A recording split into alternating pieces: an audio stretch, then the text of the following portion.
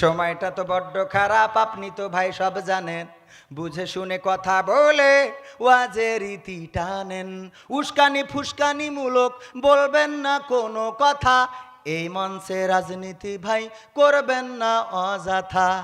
আমিও ভাই কুরআন জানি মানি মোটামুটি, ঝামেলাতে থাকি মাঝে মাঝে নিয়ে ভোটা ভুটি। মক্তবেতে শিখেছিলাম আলিফ বা তাসা, কোরআন হাদিস মোটেও জানি না এমন কিন্তু না।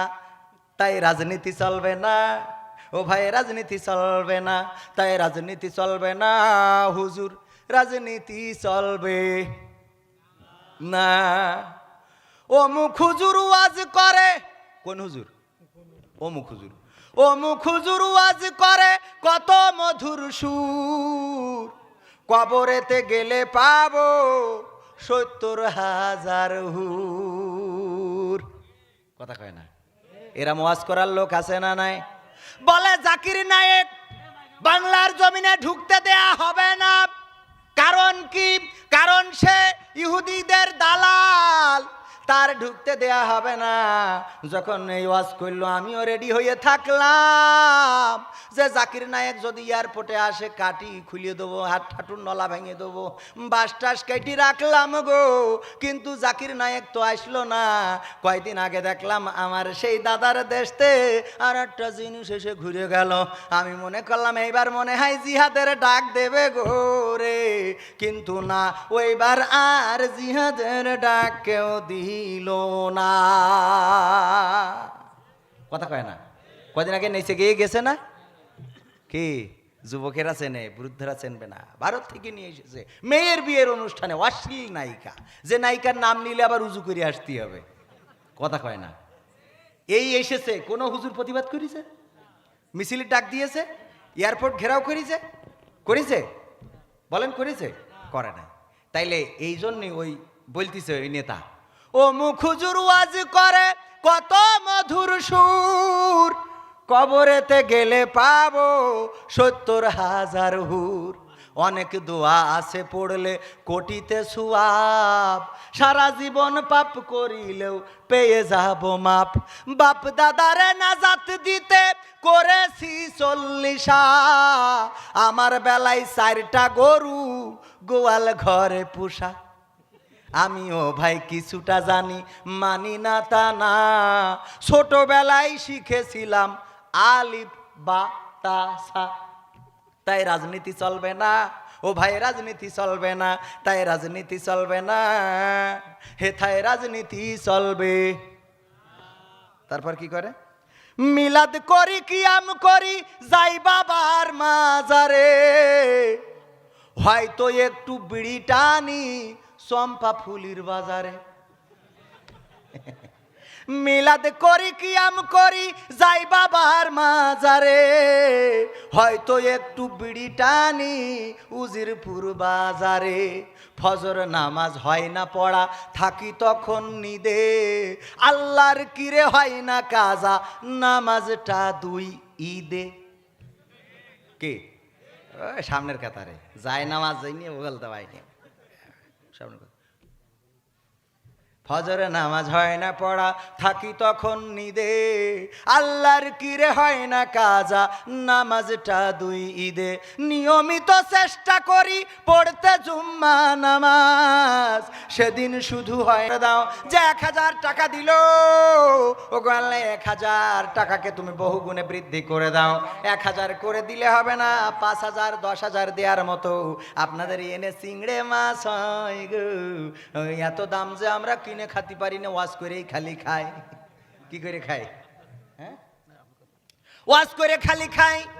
এই চিংড়ে মাছ বিক্রি করা টাকা ঘের দেখলাম, বড় বড় ঘের। ও আমার ভাইরা 5,000 10,000 দেওয়ার মতো বান্দা এখানে আছেন। মারা যাওয়ার পরে আপনি দিতে পারবেন না। আল্লাহ রাব্বুল আলামিন পবিত্র কোরআনে বলেছেন তোমরা আল্লাহর সাথে ব্যবসা করো। সেই দিন আসার পূর্বে, যেই দিন তোমাদের আর ব্যবসা করার সুযোগ থাকবে, ব্যবসা বসা করার সুযোগ থাকবে না।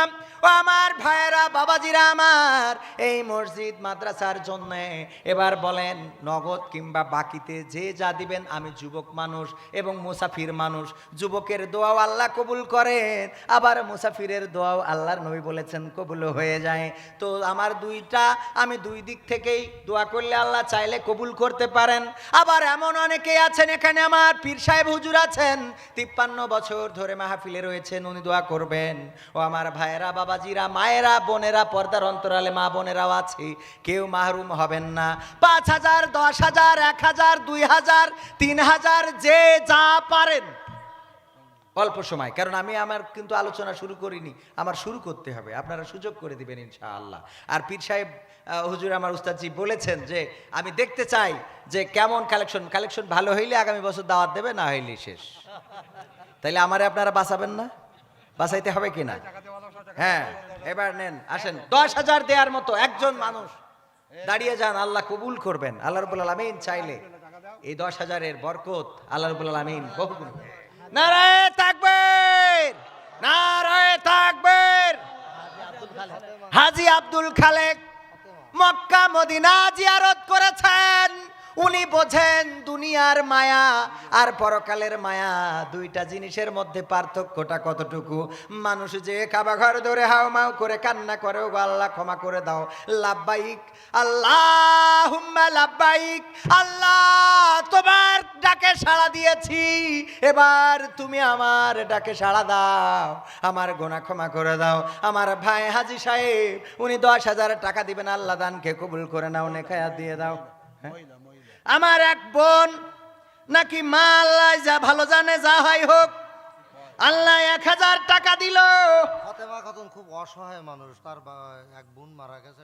আরে ফাতেমা খাতুন অসহায় মানুষ, বোন মারা গেছে। বোনের কাছে যে মা বোনেরা দুঃখের কথা বলে, স্বামী যদি কষ্ট দেয়, মা বাবা না থাকলে বোনের কাছে শেয়ার করতে পারে। এই ফাতেমা খাতুন বোনের জন্য 1,000 টাকা দিল। গো আল্লাহ, তুমি ওই বোনের কবরকে জান্নাতের বাগান বানাইয়া দাও। ও গো আল্লাহ, তুমি তার অসহায়ত্ব মুক্তি দিয়ে দাও। এক বস্তা চাউল। আরিফুল তার মায়ের নামে 1 বস্তা চাউল দিল। ও গো আল্লাহ, যে এই মাদ্রাসায় চাউল দিল হাফেজদের খাওয়ানোর জন্য, আল্লাহ তুমি তার মায়ের কবরে জান্নাতের খাবার পাঠিয়ে দাও, বলেন আমিন। ও আল্লাহ, তুমি তার মাকে, এই যে আমার উস্তাদজি বলছে, যখন আমি তো 53 বছর ধরে উনি দেখছেন 10,000 একজন দিয়েছেন, দ্বিতীয় জন অন্তত 5 জন। উস্তাদজির কথা আমিও, আপনারা আমাকে একটু বাঁচান, তা না হলে আমি শেষ। উস্তাদজি বলে 10,000 টাকা দেবেন আর 5 জন, বাকি 4 জন সৌভাগ্যবান কে আছেন? শিমুল 2 কেজি বাগদা চিংড়ি, মাওলানা